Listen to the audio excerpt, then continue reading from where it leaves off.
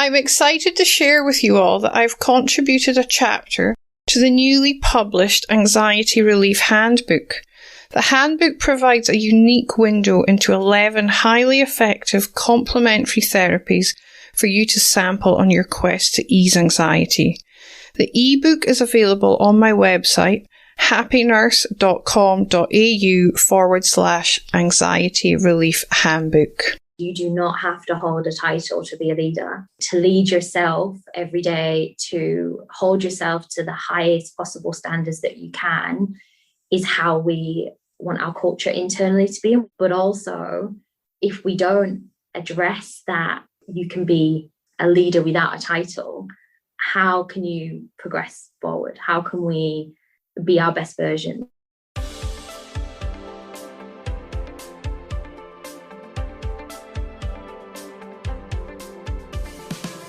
Welcome to the Happy Nurse podcast.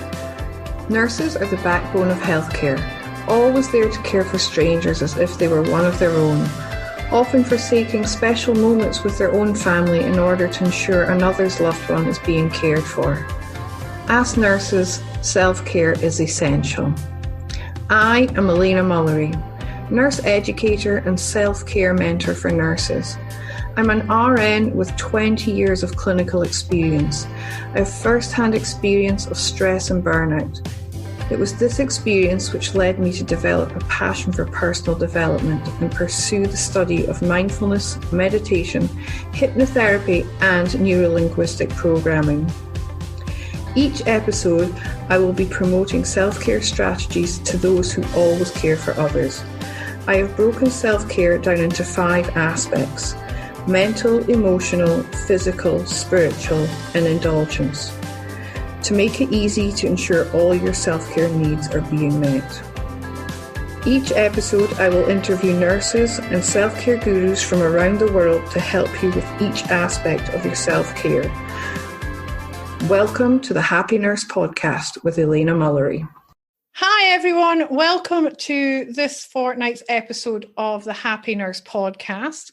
Today I am joined by the lovely Kay Reynoldson from Sustain Health Recruitment. Kay is originally from the UK, but after graduating with a BA in Childhood and Youth Psychology in 2009, Kay migrated to Sydney and fell in love with the world of health and wellbeing recruitment. Having gained invaluable industry experience over her first 6 years in the Australian healthcare recruitment market, she was in a position to create a brand with purpose. And so in July 2017, Sustain Health Recruitment was born. Kay's vision is to make a real difference to the health and well-being of Australian communities near and far. And she's dedicated to building and creating sustainable partnerships that bring Sustain's Health's values to life. Now, with close to 10 years' experience in the Australian health and wellbeing recruitment market and running her multi-award-winning recruitment business, Kay can honestly say that she loves what she does and is very proud of the service her incredible team deliver each day. The Sustain Health Recruitment team work tirelessly to enrich the lives of their customers by delivering recruitment with heart to each and every one of their customers. Welcome to the podcast, Kay. Hello, thank you so much for having me. That was just amazing. It's funny when you hear someone else read your bio, isn't it? You think, oh, that's me they're talking about. Very nice. Thank you so much. Oh, it's my pleasure. And it's funny, my first visit to Sydney, well, my first Sydney even, Australia, gosh, I can't get my words out this morning. My first time I came to Australia, I moved to Sydney as well. I lived in Sydney in 2003 and fell in love with the place then. So it's interesting we both left the UK and landed on the shores of New South Wales. Well, I have to say, when I first arrived here, I was like, this is a beautiful place. You know, I could see myself living here long term. And my husband's cousin, who's a nurse, she was already living out here. And she said, why would you live anywhere else? You know, if you're going to live anywhere, it has to be Sydney. It has to be New South Wales. And I will say I'm completely converted now. So as much as I think WA, which is where you are, is a beautiful place to visit, I don't think I could move I don't think I could move. Yeah, I love Sydney, but we ended up over here in the West because my ex-husband is in oil and gas. So that's what brought us to West Australia. So yeah, but I love it here. I think Perth's an amazing place to raise my children. When I compare my childhood to theirs, they're like polar opposites, you know. They are living the life that I dreamed of when I was a kid. Although life in Scotland was pretty cool too. You know, we got the snow and there's all the mountains and yeah, but this is home for my children. So they'll probably want to go to the UK one day, you know, do the opposite of what their dad and I did. But that's just how the world works. And that's it, isn't it? When we migrated here, you just think about all of the opportunity that's out here, but there is something where you think, oh, there's nothing quite like being at home. So I could imagine it'd be nice for your kids to get back there one day and actually spend some time there. Have they been back so far? Oh, yeah, they've been back lots, especially the eldest one. You know, I usually go back at least once a year. I can't at the moment because of the circumstances we're in. But yeah, they're itching to get back again. They miss it. And they've just had a massive snowfall. It's gone now, but like last month, they had heaps of snow back home. And my dad lives really remotely and he was FaceTiming and showing the kids pictures of his garden. And they were like, I want to play in the snow, Grandad. You know, meanwhile, it's 40 degrees here in Perth. Oh. So yeah. Yeah, just how it is. But yeah, we do get back and they do get to play in the snow sometimes. And yeah, they've got the benefit of having dual passports because of their dad and I, you know, so they can do what they want when they grow up, which I think that alone is an amazing opportunity that we've been able to give them. So yeah. Definitely. What a blessing. And it's interesting you say about the snow. So when I first came here, I mentioned that I lived in Sydney, but we had to go off up to Queensland and do some fruit picking. So I did the 6 months, well, actually ended up being 9 months of fruit picking in sort of regional Queensland in a place called Gayndah and another town down the road from that called Mundubbera. And for a while, I was able to work in the packing factory, which at the time was like the best job to pack the oranges rather than pick them. So I got a few weeks work in the orange packing factory. I worked with some Aussies that had lived in that town for years, and they were asking me, like, what's snow like? Like, what does it kind of feel like? Like, because they'd never experienced it because it's such a warm climate where they live. So you don't think about those things at all. No, not at all. I remember when I was a kid, my best friend, her cousins lived in Sydney, and I remember them coming to Scotland one Christmas. And we had a really heavy snowfall that year too. And I'll never forget their faces. You know, they were amazed that this stuff was falling from the sky. To me, it was normal. It was winter, it snowed. But yeah, seeing the joy and the delight on their face that they were actually able to experience this snow was, yeah, it was really cool. Yeah. We took it for granted when we lived in it, I suppose. But I think I'd much rather have the sun. Yeah, definitely. It's pretty to look at, but once you actually have to go out and drive and get on with everyday life in it, it becomes a bit of a chore sometimes, doesn't it? Definitely. I'll never forget trying to push the pram in the snow when my little one, my eldest was a baby when we were there before we moved back to Perth. And yeah, trying to push the pram through the snow was not fun. I can imagine. We digress.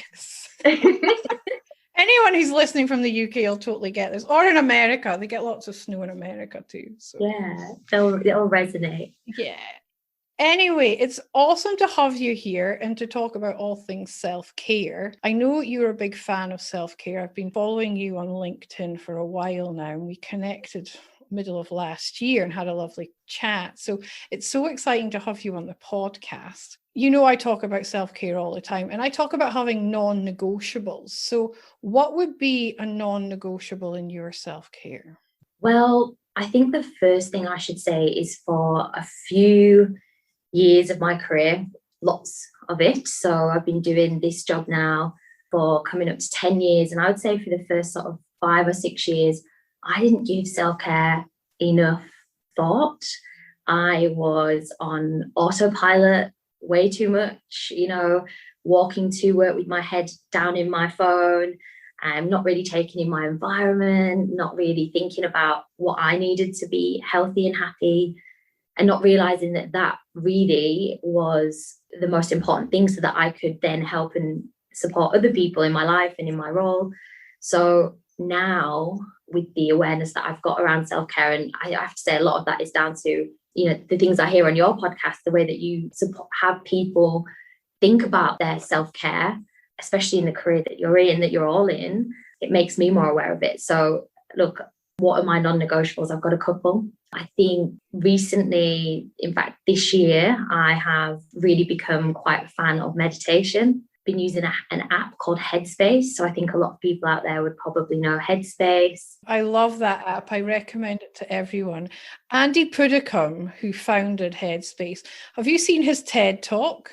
No, but I have recently seen he's got a new Netflix series and I've been watching that. Yeah, I've watched that. That's good. Yeah, I'm a huge fan of his. Yeah, so he's been my friend, if you like, my Headspace friend, or the person that I have run through the meditations with me, basically since the beginning of this year. So I stopped and started meditation. I think everybody's done that. You know, I'm going to try and meditate, but I've been sticking to a minimum of, and very short snippets of it, but 5 to 10 minutes a day. And I just find that sets me up for my day, gives me a bit of clarity, gives me some headspace, to be quite frank, and just gives me some time to think about nothing. So just to be in my body, be with myself, not really engage in my thoughts, and just set me up for the day, really. So I guess that's an absolute non-negotiable for me now. And if I ever miss a day, I hate running out of my streak. Do you know that it's the kind of gamified it? So it's, you know, you don't miss your streak. So that's definitely a non-negotiable for me. I love meditation. I mean, I've got a diploma in mindfulness and meditation. I love it that much. But I see it almost like a superpower, you know? Oh, yeah. It is. And I think it's something that I'm really pleased to know that my kids get taught it at school. Their school has this thing called a Rock and Water program, which teaches them all about mindfulness and meditation. And I think it's amazing. They start that in year 3. So it's something that's introduced to them very early on. And I think if every school did that, we could change, you know, this mental health crisis within a generation, because we would be teaching them the skills that they need, that's lacking in our communities at the moment. I'm so passionate about it.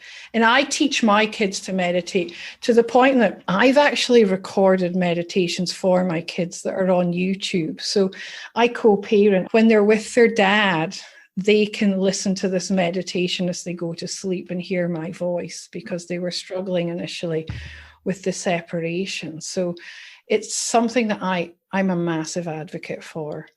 And I do it every day, but I do it without thinking now. You know, I can just be sitting there and I'll find myself meditating without realizing I am. But I will also go off and do like a visualization or a guided meditation, or I'll just lie and be still, or sit and be still.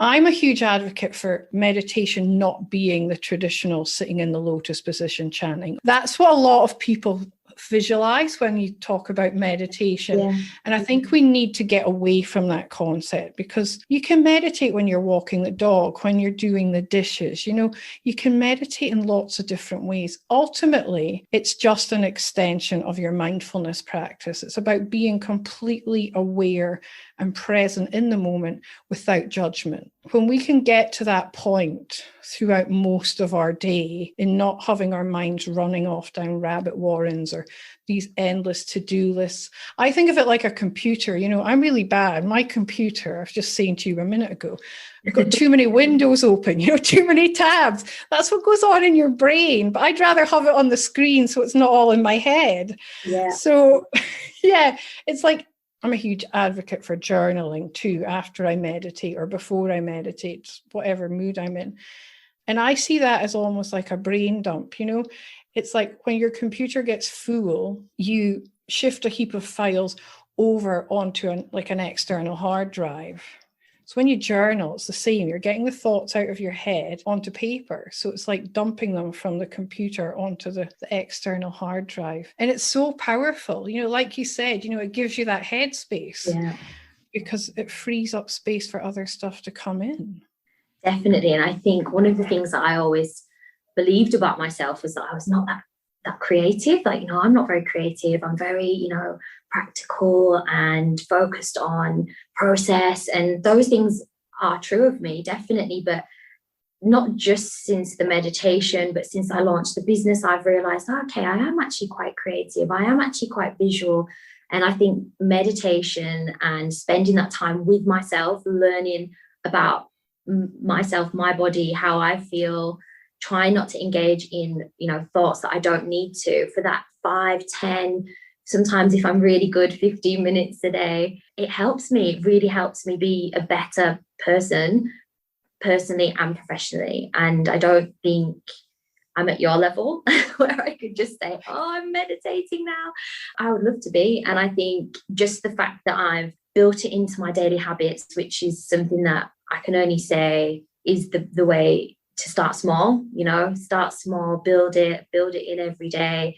And then hopefully over time, it will become a little bit more of a practice that I'm just engaging in rather than thinking about. Yeah, that's the key. It starts small. Just start to integrate it into your daily routine. And as you say, make it a non-negotiable. It's that time for you. Yeah.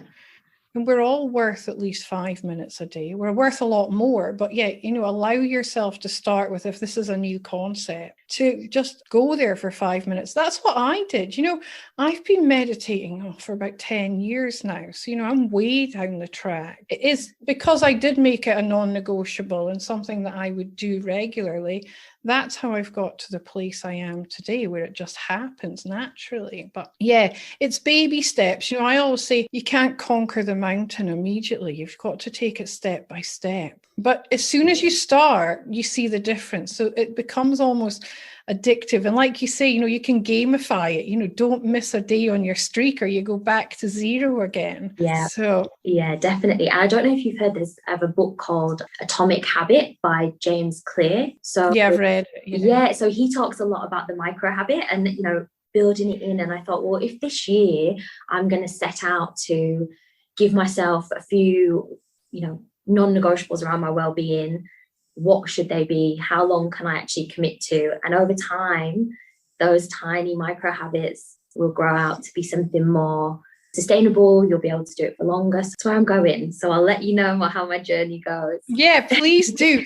I've just started a new one as well, actually. I did Tony Robbins' UPW last weekend, the virtual event, which was incredible. And off the back of that, I've now started an extra visualization every single day. And it's a really powerful visualization. And I think I'll maybe do a live, or I'll record a video or something at some point on social media about it, because he encourages us to share it with everyone. But it's almost, how when we get stressed and we go into that overwhelm because we're just constantly stacking more and more stressful situations and negative stuff onto our minds. And then we just blow our lids, Yeah.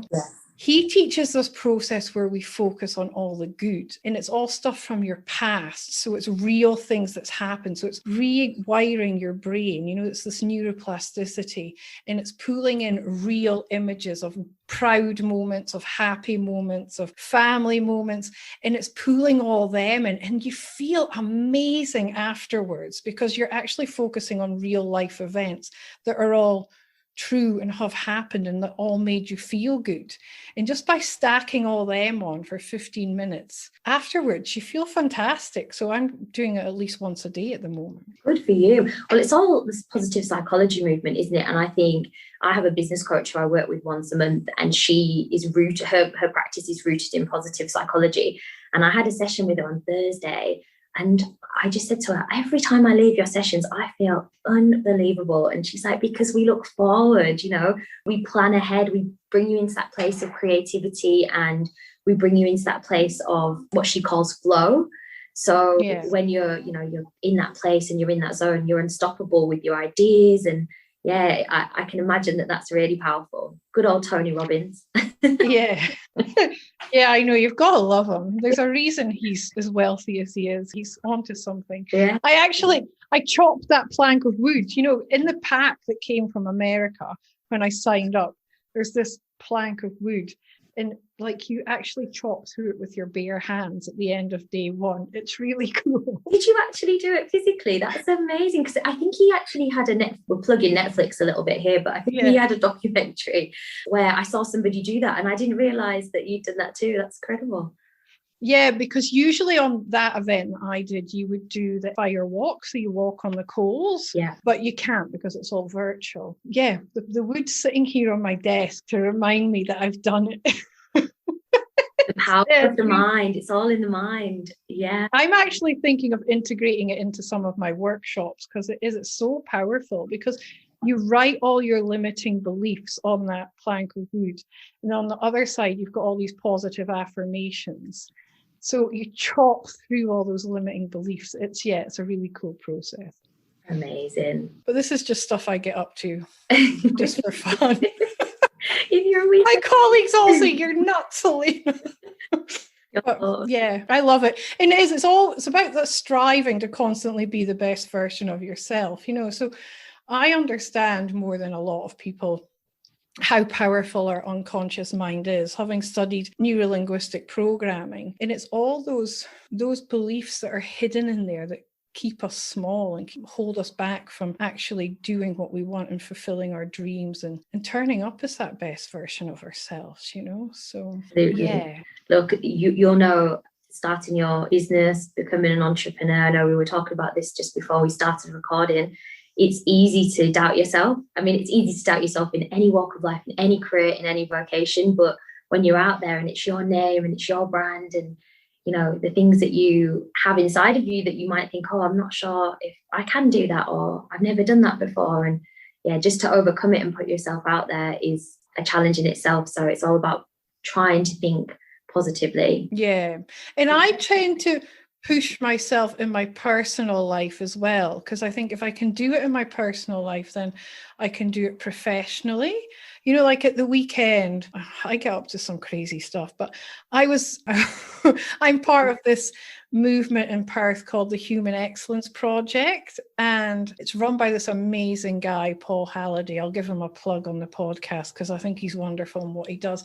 And he does all these events for absolutely free because he's all about promoting positive mental health and having like a group for people to turn to if they are struggling. And it's the most uplifting, nurturing, positive group I've ever been part of. You turn up in the morning and, pre-COVID, you got like 50 hugs. Everyone just gives you a hug when you get there, and it's the conversation's all really empowering and uplifting. And anyway, once a month they run this program where they do the Marcel Hoff method. It's a bit like Wim Hof. It's Wim Hof's brother. So you do like 3 rounds of breath work, and then you do all the movement, and then you get in the bath of ice. So I did that at the weekend. I was in a bath of -2 for 2 minutes. Oh, wow. So you're chopping wood on a Saturday and jumping in an ice bath. That was the week before I was chopping the wood. This weekend I was in a bath of ice. Next weekend I'm just being mum. That's enough of a challenge. So. Oh, fair enough. Fair play. I mean, look, you are right. If you show up as your best self in your personal life, then you can bring that into your work and vice versa. So yeah, I mean, absolutely credit to you. I just love all this stuff. So, I said the other day, I'm a personal development junkie. I'm always wanting to learn stuff and absorb new information because I can pass it on to everyone through the podcast. It's an incredible gift that I've got to be able to contribute. So definitely. Yeah. And very entertaining. Yeah, you can laugh at me if nothing. Laugh with you. That crazy woman. If you enjoy meditating or you would like to give meditation a try, why not head on over to happynurse.com.au/meditation to download my free guided meditation for stress and anxiety relief. It's 12 minutes of pure self-care. Talking about being the best versions of ourselves, it's segue great into the next question. So I always talk about being the best versions of ourselves, especially as nurses, so we can turn up and give the best possible care to our patients. Who or what inspires you to be the best version of yourself, Kay? Well, I think for me, there's a few different contributors. So I think running a business, most people will know this out there. If they have a team or work with a team or lead a team, you don't have to run a business. But I guess my team, every day they inspire me and they give me energy to be the best leader that I can be at work.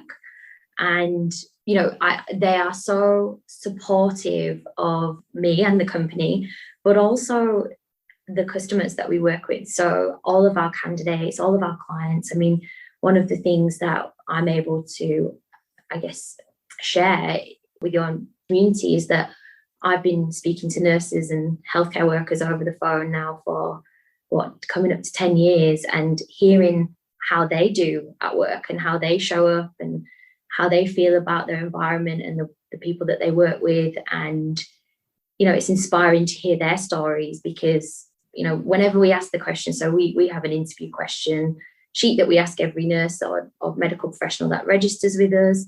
And one of the questions we ask is, why do you do what you do? And I would say 99.9% of the people answer, because I'm here to care for people. I enjoy helping people. I get a buzz out of, seeing people get better or nursing them to sometimes their death, whatever it might be. They have such empathy, such compassion. So it's really hard not to be inspired by those people where they're not in a career, they're in a vocation.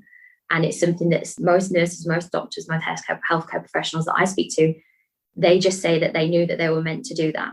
I don't know if that's true for yourself, but it's a feeling almost. So it's inspiring. Yeah, it's a funny one. It's something that I think it's only a certain person that can work in healthcare and do these roles. I know being a nurse, it's about contributing and making a difference to people's lives, and in being that smiling face, that hand to hold, and helping people when they're feeling at their worst. And this is what my vision for Happy Nurse is, to encourage my nursing colleagues in particular to offer themselves that same compassion that they give to everyone else. Because we are such caring, empathetic, compassionate people, we sometimes forget to do the same things for ourselves. We give and give and give, and that can lead to us getting burnt out. So, and that's what inspires me, watching my colleagues, because they're an amazing, absolute incredible bunch of professionals. Definitely. Yeah. I think nearly every single nurse I know and I speak to, they're all proud of what they do. They get real pride from their role and, the difference that they make in people's lives.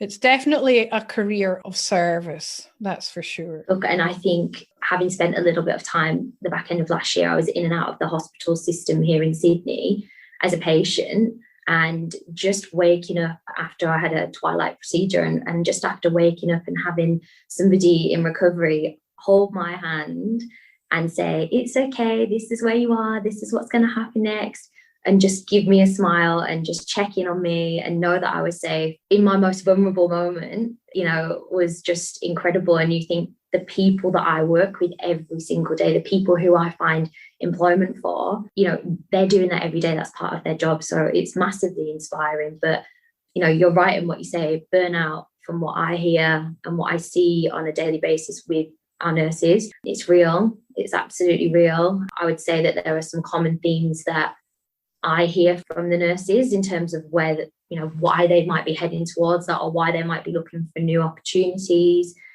And over my years in recruitment, I've definitely sort of categorized them into sort of 3 or 4 different areas where I would say, these are areas where we could be doing better as leaders, perhaps, or as healthcare professionals, or even just as individuals looking after ourselves at work, and putting those boundaries in place so that we're not triggered to burnout. Are you happy to share those different categories with the listeners? Yeah, definitely. I mean, that would be wonderful. I always love to hear other people's ideas behind this, because it's a question I get asked a lot is, what do you think causes nurse to burn out, or what contributes to it? And I've got 4 different kind of answers. So I'm really intrigued to hear yours.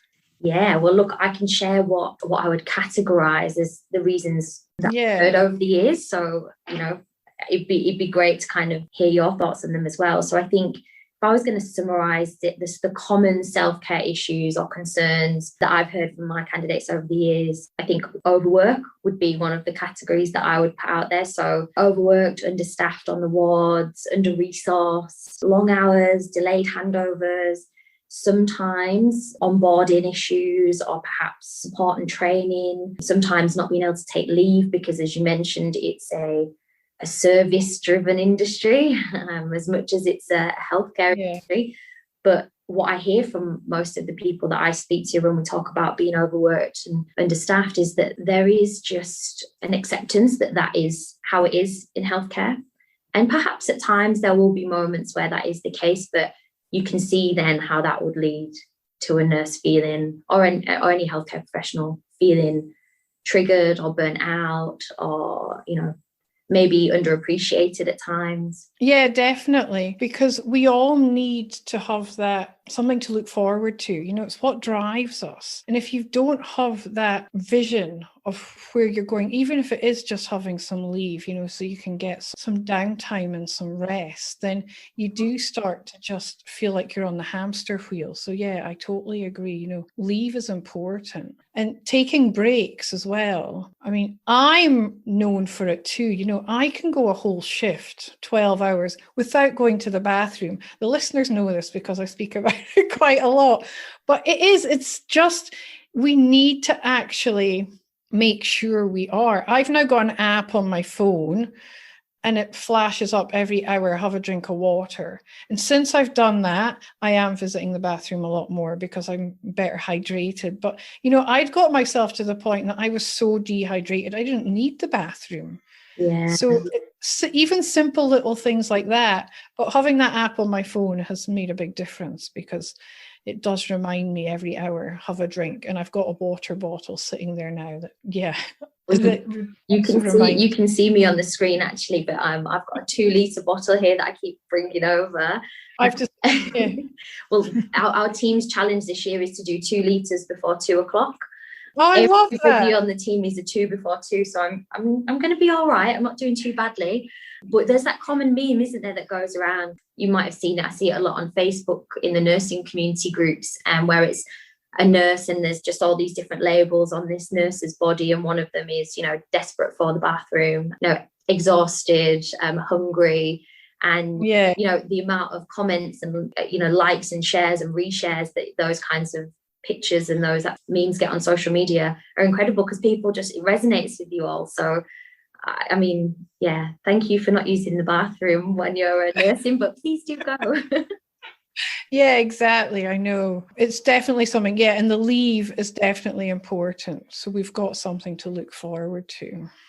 And I think another thing that I would say, kind of leads on from the overwork, if you like, and the understaffed, sort of under-resourced pieces. I hear a lot of talk around, workplace conflict, and that is in every workplace.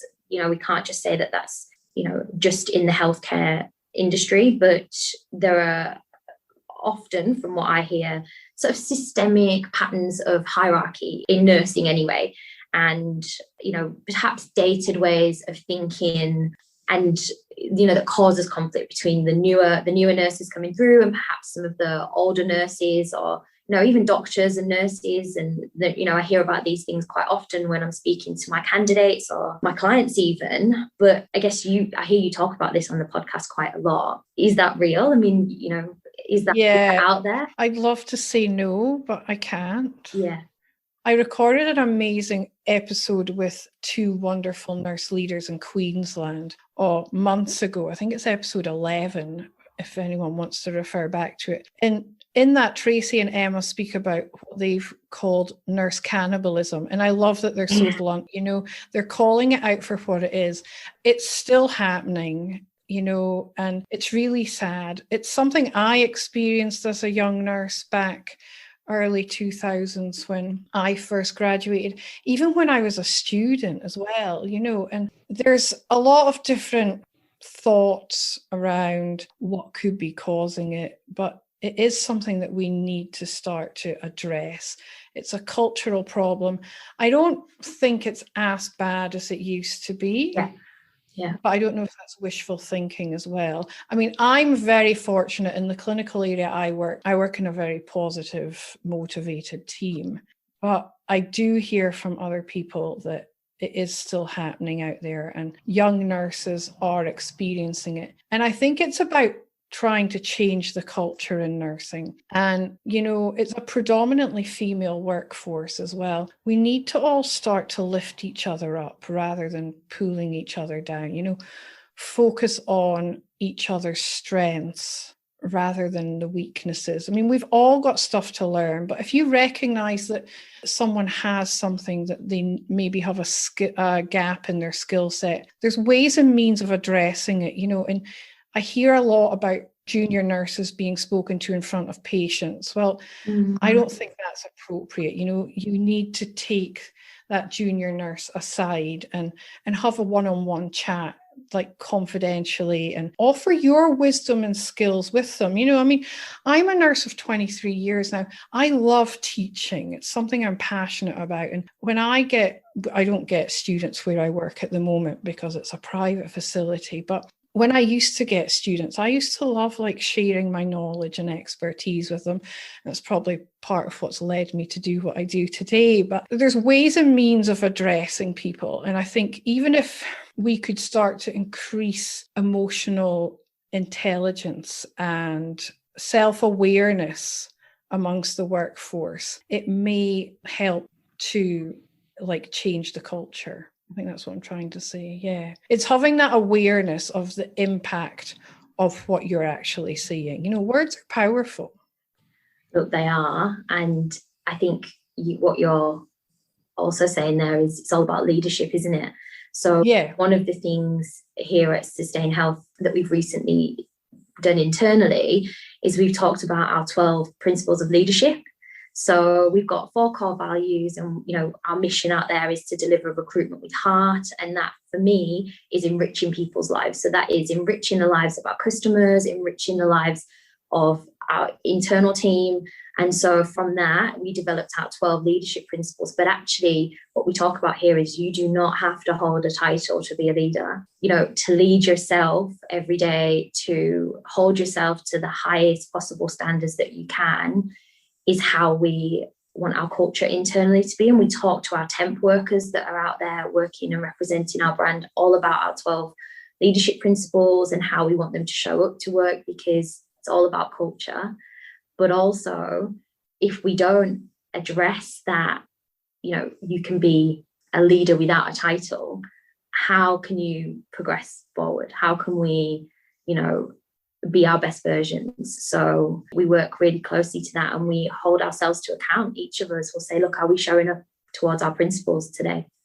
So it's really been helpful. That's awesome. I love that you do that. And it's treating everyone as a leader. Nurse, the patients look to us. Every single nurse is a leader. The patients are looking to us for answers, for explanations, for help, for advice.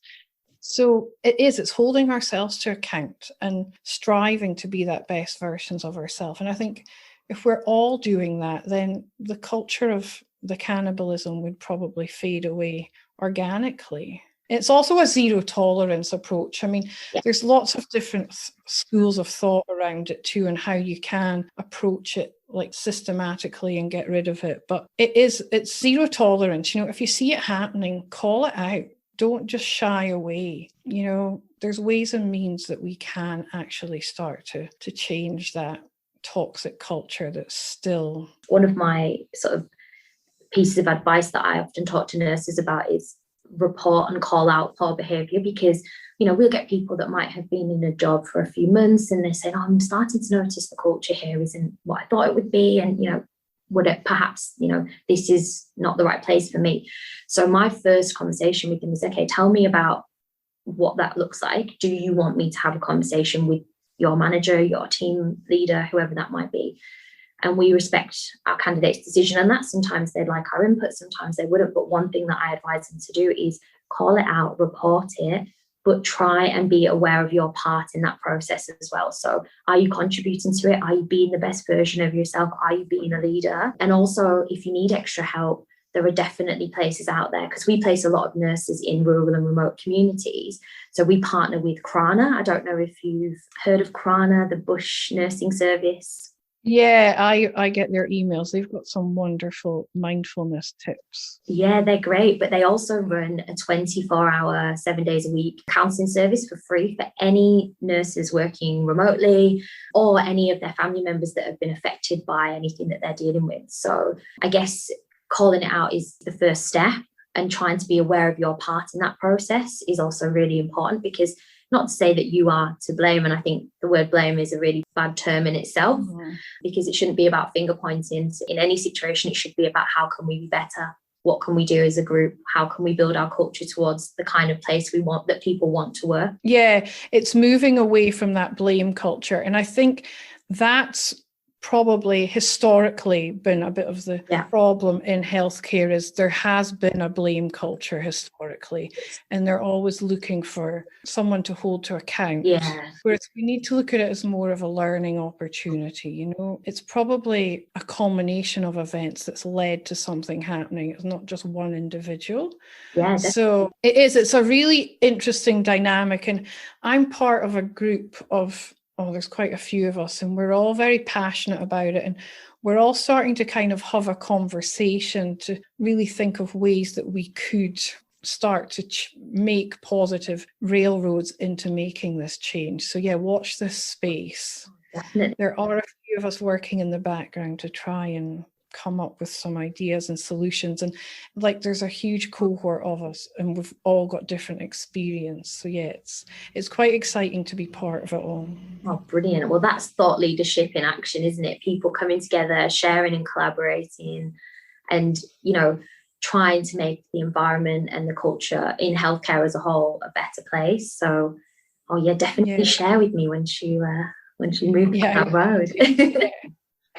I think another reason I think I'm throwing my tuppence worth in here, do. We're talking about being overworked, and understaffed. It's that expectation that's being placed on us. I think there's increasing expectations from our employers, because we are working with larger ratios than maybe we once did. And there's also the increasing expectation from the patients. The society we live in, it's created a culture of everything being on demand, instantaneous. And I hear like nurses, they tell me stories and it blows my mind, I remember speaking to one intensive care nurse, and she was saying, there's patients who are more than capable of pouring their own glass of water, will ring the bell to go and get her to do it for them rather than them doing it themselves. So I think, I don't know what's happened, but in today's world we live in, I think we've all become a bit more reliable on others. And when we go into hospital, some patients, I'm not saying all of them, but their expectation is a lot higher than it used to be. And I think that puts a lot of extra pressure onto the nursing staff too. I can only imagine. I mean, if you think about how we consume things these days, everything, as you mentioned, is instant. And there's this expectation, if you are going, I suppose as well, going into a private facility, that, you're paying your insurance, therefore it should be an extra level of service here or there. Yeah, I think that would be really hard to navigate, but it's about having, and I guess we'll come on to this, but it's about having boundaries, isn't it? What is acceptable in your nursing practice or in your practice, whatever your profession, and what are you willing to fight for? What are you willing to say no to? And I guess all in a professional context, because of course people can pour their own water, most of the time. It's it's stupid little things like that is rediverting nurses away from other things that they could be doing. So it's about involving the patient as part of the team as well. I think once you involve them as part of the team, then and educate them on their role that they have to take, in looking after, I'm not saying they need to look after themselves. I mean, we're there to provide them a service, but educating them on what they can do to, what's the word I'm looking for? Improve their outcome. That's what I'm looking for. definitely. So at the end of the day, when they go home, there's not someone there to pour their glass of water. So they have to be able to do it before we can release them from hospital. So Yeah, I agree. And look, I mean, the world is changing, and I think healthcare has to evolve with it, but it doesn't have to become a situation where you guys can't get home on time for those kinds of reasons, right?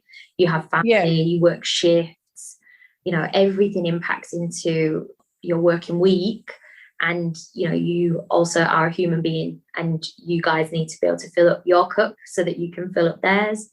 But at the same time, it's just about making sure that you are living to your values and within your boundaries in a professional context.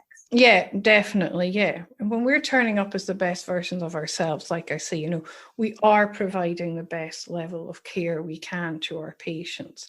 And I think when you are living at that level, you're very clear on your boundaries. You know what they are, and you're not willing to negotiate on them either. So yeah, it all kind of comes together, all these different aspects to really just always living by trying to be that best version of yourself.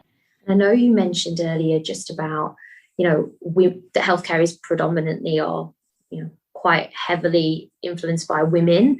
And one of the things that we just did here was celebrate International Women's Day. So we every year do a brochure just to look at some stats in healthcare. And we talk about exactly what you said, women are predominantly really well represented in healthcare, not so much at the sort of senior levels. So I think we've got some work to do there as a society, but because it is so heavily female influenced, we want to support each other and lift each other up and lean into those opportunities and know that there's not just one seat at the table for one person. We bring everybody along that road with us, and try and stay away from typical stereotypes that we don't need to think about as women. We need to think about how we bring each other along and support each other, because we're all fighting. I don't like the word fighting either, but we'll use it in this situation. We're all fighting the same battle. We want parity. We want gender parity. We want to be recognised in the same way. So we should support and guide each other to that place. Yeah, without a doubt, definitely. I think there's historically been this culture of women, I don't want to say they're knocking each other down. Yeah. You know what I'm talking about. Yeah. I think it's time to, that's in the past. Yeah. We don't have to go down that road. It's already done. It's looking to the future and about really lifting each other up and empowering each other. Women, when they get together, they're a force to be reckoned with, So I think we need to pay a lot of attention on focusing on each other's strengths and lifting each other up and being that community as well. And for our male colleagues too, Yes. We include them as well, lift them up along with us. So there's a brilliant book, you might have read it, called Lean In. No, I haven't read that. So it's by a lady called, I think it's Sheryl Sandberg. I think I'm saying that correctly. And she was the CEO of Facebook and worked under Mark Zuckerberg. But she talks in that book a huge amount about, feeling worthy of taking the opportunities as women, but also bringing each other along on the journey and not playing into exactly what you just said, that kind of, negative stereotype that is way in the past, and that there is opportunity for all of us out there, and we need to bring each other along rather than leave each other behind or point the finger. Yeah, definitely. I think collaboration is a huge tool that we can all use, and we should never feel threatened by another woman who is successful or another man. We're all on a level playing field, and we should all be helping each other. And it's that whole, I think we tend to go into that, if I go into the psychology behind it all, we tend to go into that comparison, and we start comparing ourselves to others. And then when we don't feel like we're the same level, there's a tendency to then go into the fear, because they're like, oh, they're better than me. We need to get rid of all that, just see everyone as equals and encourage each other to be becoming the best versions of themselves, And the only person we should be comparing ourselves to is who we were yesterday. That's it. No one else. well. Oh, I love it. So That's perfect. And I don't know who said it, but there's some quote that I've sort of always clung on to, that it's comparison is the thief of joy. And it's so true. Like, yeah. how can you be happy if you're constantly thinking about what you could or should or would be? They're terrible words to use, really. So yeah, definitely. Yeah, it is. That's exactly what it is. It's the thief of joy. yeah. There's a few things that steal joy, but that's for another episode. We'll come back and do that. I could talk about that all day, what I believe steals our joy. But no, I love that. That's brilliant. Yeah. So when I first started promoting self-care to nurses, I realized very quickly that it often got associated with things like bubble baths, day spas, getting your nails done, whatever. But there's actually so much more to it than just that. So I broke it down into 5 aspects. And these are the mental, emotional, physical, spiritual, and what I call the indulgent aspects, the things that self-care oftentimes gets associated with. What is your idea of indulgent self-care? Do you know what? I had a really indulgent self-care weekend, and it was this past weekend in Sydney, it rained. And it is summer, by the way, so I'm not sure why it's raining. But it was such simple things that I realized made me really happy. So I had my morning routine. So I get up, I do 10 or 15 minutes of yoga. So I'm absolutely by no means a yogi, although they do say that anybody who does yoga is a yogi. So I'll take that. But I'm not an advanced yogi, let's say that. But 10 or 15 minutes of movement in my body and mindfulness practice, which is basically what yoga is essentially. Then my meditation on my app for a couple of minutes. And then I went for a walk. Around the park. And my afternoon after that was I got a coffee and I read a book.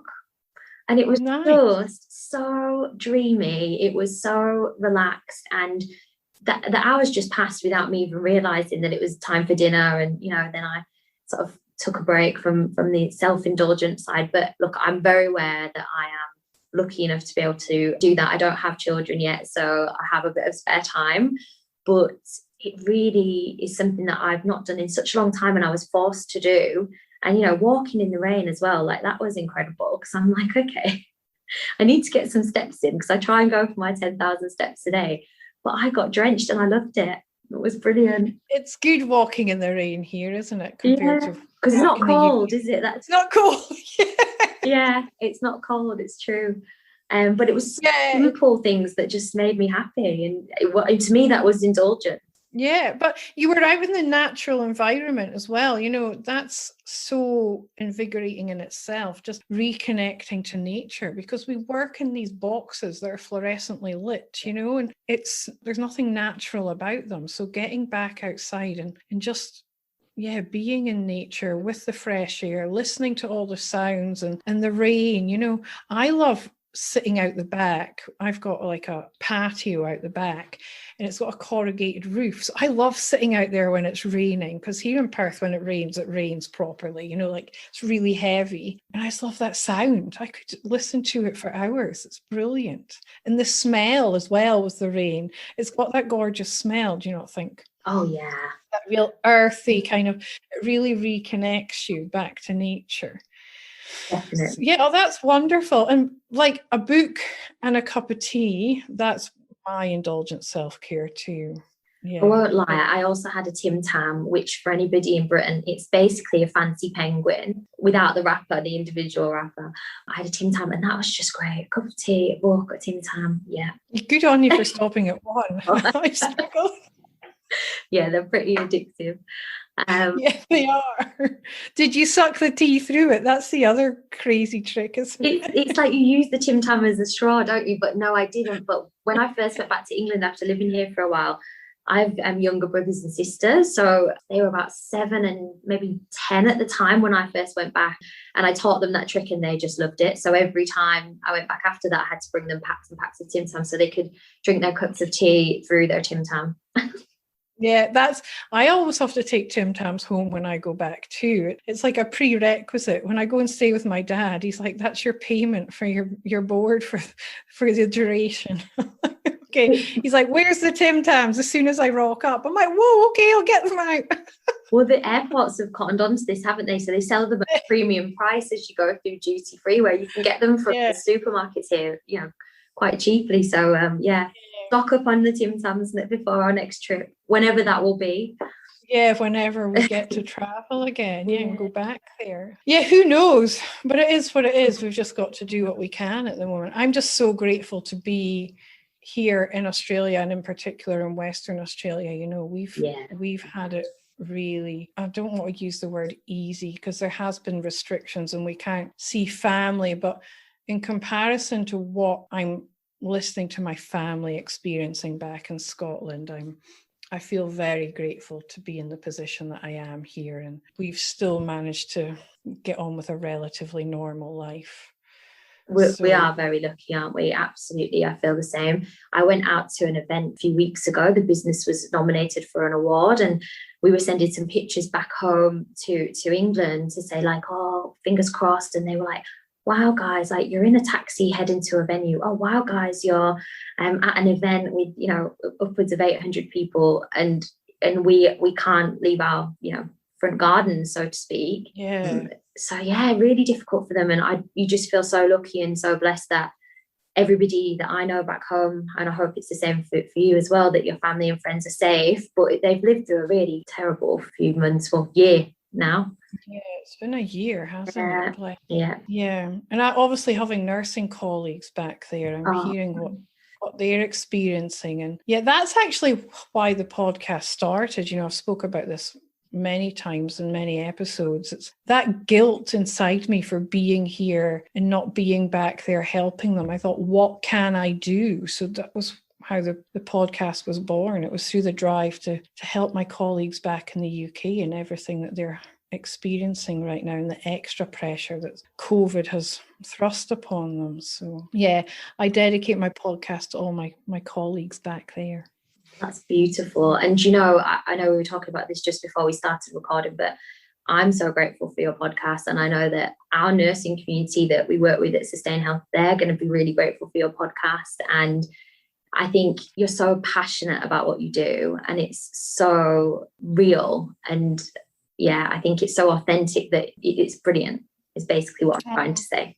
Oh, thank you so much. It means a lot to me to know that it's resonating with people out there, because sometimes I think, oh, am I just waffling on? But yeah, it's funny when you know stuff, you forget that other people don't know it. I think that's, you know, it comes from that. So yeah, thank you. I really appreciate your support, Kate. Oh, absolutely. Yeah. And thank you for just sharing your knowledge, because I think it's invaluable. And yeah, keep sharing, keep bringing that through. Well, I shared on last fortnight's one that it's my big goal now to get it to 1 million nurses this year. There's 29 million nurses in the world. So if I can get it to 1 million this year, this is my big goal. And I have got some plans of how I'm going to get it out there, but I'm going to need the listeners' help as well. I've got a plan in mind, so I'll get that out to you probably in the next episode or two. I'll share my ideas, and I'd love to hear from anyone who's got any ideas as well as to how I could get the podcast out there to 1 million listeners. So yeah, I see it as a free resource. I hear a lot from my listeners, you know, I wish I'd had something like this years ago when I was experiencing burnout or I was going through stress. So I'm seeing it as a free resource for them to tap into. I mean, this is episode 36, you know, and if you think most episodes run for about 40 minutes, there's hours and hours of content sitting there now with lots of amazing guests on sharing their wisdom and expertise. So yeah, I'm on a mission to get it out there. And we will support your mission, continually support your mission. So if there's anything that myself or my team can do that we're not already doing, we will absolutely support you. Maybe we can start a hashtag. 1 million nurses. 1 million nurses. 1 million happy nurses. 1 million happy nurses. I think that's great. Here we go. I love that. Thank you, Kay. Let's do that. Let's roll with that. Hashtag 1 million happy nurses. Hashtag 1 million happy nurses. And we will absolutely back you. And, you know, every time that we register candidates, we give them like an introduction pack. So we always outline that this is a great resource as well as Krana, because we believe in both of the products. So it's, yeah, thank you. Oh, thank you very much. Really appreciate it. It's been wonderful having you on the show today. Thank you for sharing all your expertise and your personal experience as well. I look forward to chatting to you again soon. My pleasure. Thank you so much for having me. Yeah, thank you for everything you do in the recruitment industry, because you being who you are and promoting that positive, nurturing, loving environment to place nurses, I think it's all having a ripple effect, if that makes sense. More of us that are heart-centered in our businesses, the greater the impact's going to be. And at the end of the day, it's going to impact the patient's care as well. So ultimately, everyone's winning from it. So thank you so much for everything you do. Thank you. Well, look, recruitment with heart is who we are, and we endeavour to just make sure that is who we continue to be. So yeah, thank you very much. And I'll put the links to Sustain Health Recruitment in the show notes for anyone who's interested even in exploring more about Kay and her recruitment company and what she does. Thank you very much. Thank you. Pleasure. Thank you for listening to the Happy Nurse podcast. If you've enjoyed today's content and would like to join the Happy Nurse community, head over to Facebook and check out the Happy Nurse AU Facebook page and request to join the Happy Nurse community. Also, check out happynurse.com.au for access to free downloads and subscription to my blog. See you soon, and in the meantime, remember to always offer yourself the same compassion that you so freely give to others.